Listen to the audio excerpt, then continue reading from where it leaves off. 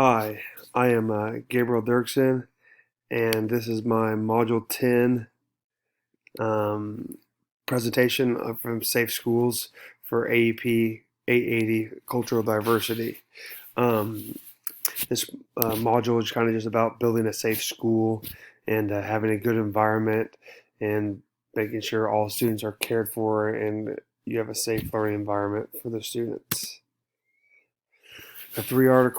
The four articles we had to summarize during the that were provided for us. The first one was three essential priorities for school principals, and I've had three main bullets I got from this article. The first one was emphasize a caring and inclusive school environment. So as a principal, you need to make sure that in your building you have a caring and inclusive environment for students to learn and be successful, and to know that when they walk in the walls of our school that they are cared for, and that the teachers are there to care about the students because we want the best for the kids that we bring into our buildings.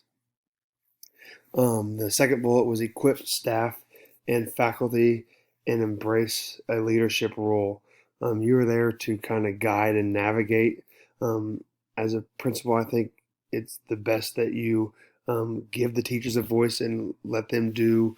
They kind of have the reins of their own, and you're kind of just there guiding them. You provide a lot of instruction to them, and then they're free to kind of interpret how they want and take that out into their classrooms and be successful out in that role. Some bullets I wrote down were we want to be coaches, not bosses. That's kind of something that stood out for me from that article.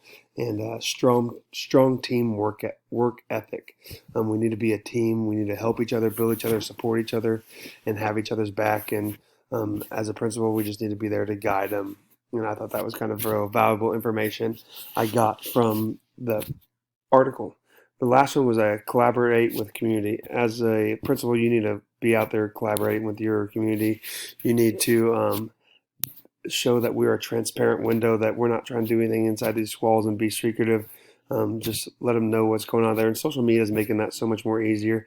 I mean, just post what's going on in the classroom, what some teachers are doing great, some just daily activities, and just to show the community that we are doing the best for our kids inside our school.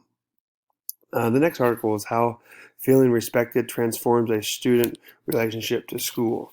So, I mean, that just kind of like basic knowledge. I mean, a lot of this I just kind of felt was like a lot of basic facts that we kind of forget. But, I mean, all kids want to be respected. Some kids aren't treated well at home and they just need to be a chance to be respected. Some things I wrote down from this article, 3 points, were respect for all and a race plays a role in discipline. The article kind of talked about how a first offense was okay, but we were quick to jump on people for second offenses, whether that be people of color or different background we are. We're quick to get onto them on their second offense. And then lastly was build empathy. Empathy is something I try to teach my kids once a week. We kind of have a talk about empathy. I'm sure my kids are getting tired of it, but I mean, just how do you feel in other people's situations? How would you feel in their shoes? There's a student in my classroom that I struggle with, that I know she comes from a bad background, and she is just mad when she gets to school, and I have to make myself step back and think. I mean, how would I feel if I was in her shoes? I mean, she has to get herself up and ready for the morning. She has to get herself breakfast, and her mom's still in bed when she leaves for school. So I mean, we're doing a lot to teach her what the right thing is and the wrong thing is, and it's hard from how she gets treated at home. And then the third article was a creating a warm and friendly environment. Um, you want your classroom and your school to be an inviting place. You want to set that up so where students feel like they're comfortable coming into your classroom. They want to see you every day. You should greet them with a smile. I like doing some handshakes or some just some knuckles with some of the kids that walk in, just to meet them as they walk in the day and be a positive influence for them day in and day out, and just have that for their kids as a consistent basis. Um, and the two things I wrote down was inviting classroom and help students succeed. Classroom procedures. They talked about having like classroom procedures at the morning to get the day rolling, to keep positive for those kids. Their ideas were a pledge or an activity. Um, Also, they had classroom meetings and that where you could start to teach the kids to advocate for themselves, tell the kids or have a discussion with the kids in your classroom what was going good throughout the day, what could we change to be better, what went good yesterday, and some positive things we think we could set goals for that day.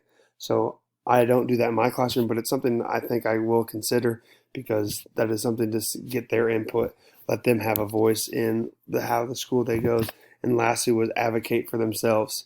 Um, that's something I work hard on my fifth grade with, that they need to voice their opinion, tell me when they're struggling something, so they can learn to be advocates of themselves, so we can know when they're struggling with things and teach them to empower themselves and how to be their own voice going forward in life. Lastly was the strategies for building a productive, positive learning environment. Um, the things I wrote down was a learning is relevant, code of conduct, positive action, curriculum, intrinsic motivation, positive behavior, and respond with positivity. Um, Building productive, positive learning environment. That's kind of a tongue twister. You just need to be positive with the kids. No, I mean, no matter what the answer, don't show the kids that failure is wrong. If they get the wrong answer, try to just positively recorrect them. Sometimes you can, if their kids messed up, you can just call them out one on one and go have a meeting with them kind of later on throughout the day, and then tell them what they could have done better in that situation to make that a positive learning environment and not just something where you're scolding at them. Um, Students need to develop that intrinsic motivation, try to get them excited about school and wanting them to do good so they can have that internal reward. And a positive action curriculum, like I just always try to focus on the positive that is happening and not so much the negative. Try to point out the positives or the positive choices they could have made instead of making the other choice that they chose to make. Show them that there is some actions that we can do that um, will have a good reward. Then I found four bullying articles. So the articles I found was the best practices in bullying prevention. This kind of had 10 points. It was social environment of school needs to be a positive social environment. If you have to do some intervention, you might want to look at the environment of your school, assess the bullying at your school. Um, you could do a study guide or a not a study, a I can't think of the word right now.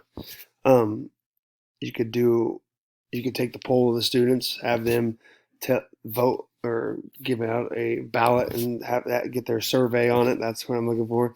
You could have some parent support for bullying prevention. Um, Make sure you're having a transparent relationship with the community and with the parents of your school district. Make sure all complaints are being handled and being taken serious, because that is nothing to joke about. Um, Groups to coordinate bullying prevention activities. Make sure, I mean, we're not in this alone. We're trying to stop it together. So make sure we're outsourcing this to others. Train your staff, establish and enforce school rules, increase adult supervision. That's a big one. Intervene consistently and appropriately. Always step in when appropriate and do it in a timely manner. Allow class time on prevention. Talking about ways with your class to how you can prevent bullying and continue over time. Never give up.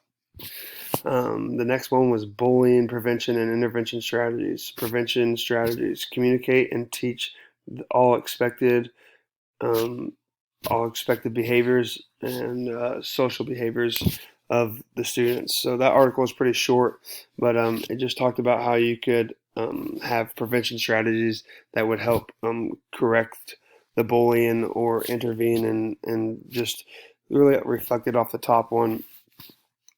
And then it also had bystanders and witnesses in that one intervention. Probably the best way to stop bullying is have kids stand up for each other. have them use that empathy and how others would like to feel. So if they see it, they need to either get an adult or intervene if appropriate and they find it. Um, Target intervention and bullying behavior intervention. 6 ways educators can prevent bullying in schools. That was the third article I found. You can teach empathy, opportunities to connect. I mean, as connect with your classmates, connect inside with one another as teachers. So provide ways to connect. Gateway behaviors. Teach gateway behaviors that are going to be positive and environment for them.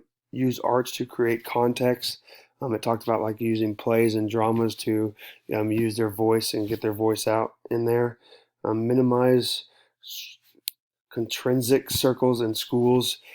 Just we don't need to have those cliques within our schools as teachers or educators. And then simulations. We just did a simulation training on poverty in our school, and I think it really makes you think about how kids see life. And I mean, I have always had 3 meals a day and had never had to worry about it, but that kind of simulation made me really feel for some of those other families that are going through that. And then the last one was cyberbullying intervention and prevention strategies. What can victims do to help one another? Parents' role. We're not in this alone. Also, parents can help us track bullying. They can monitor their child's social media. They can monitor their cell phones. They can relay when they see their students or their child having inappropriate texting conversations, and they can report that to the schools.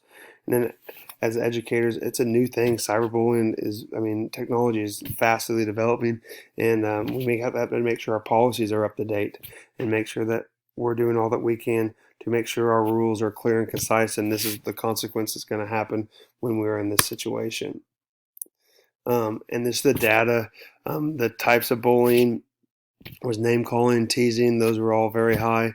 Spreading rumors. I mean, I went to grade school, and that's a huge one. And pushing and shoving and physically hitting is very high as well. In the classroom, sorry about that. In the classroom, in the hallway, in the cafeteria, those are the top three biggest places it occurs. I think the top three in my grade school would definitely be the playground, PE, and the cafeteria, kind of bigger spaces where they can consolidate themselves. In our school, I think we switch so much with the grade school, so different teacher have different consequences, and it might be happening in the hallway or two in there, and it's always hard to track. So my policy is tell the teacher the moment it happens so we can handle it. And so if the smaller school districts see each other every day, so it's pretty easy to contact one another. The lack of supervision in a small school, we have a lot of areas where those kids are just sneaky, and they can in the cafeteria or at recess. I mean, they have a lot of verbal contact, and that's where most of my issues come up. And then the cyberbullying is a new thing we're fast developing. We'll change things. I have students right now, the sixth graders have a group text, and we have a lot of issues with that, and that they're going home and texting back and forth and not being appropriate with each other. And then obviously a lack of policy. Um, I think each situation is kind of being handled different. We need to be more concise and strict on if you call a kid a name, this is the consequence, and just stick with it from grade to grade and teacher to teacher so they know the consequence when it happens. How to minimize bullying.